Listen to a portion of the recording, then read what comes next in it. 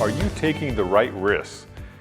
As a specialist in the construction industry, I'm well aware of the risks associated with working in the industry itself.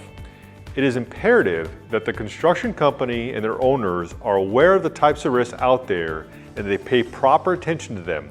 Too often they focus on long-term risk and try to push short-term risk under the rug.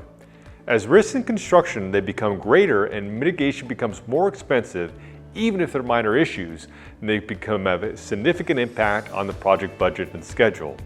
So what are some of the risks? Design risks come with like design errors, late changes, failure to comply with a contract. Internal risks, they could be tax changes, shareholder issues. Operational risks range from staff turnover, delayed deliveries, material shortage, or even safety issues. There's project management risk. To name a few could be quality requirements, scheduling conflicts, and a very common one that I always see is poorly defined scope of work. A great example of an administrative one is permitting.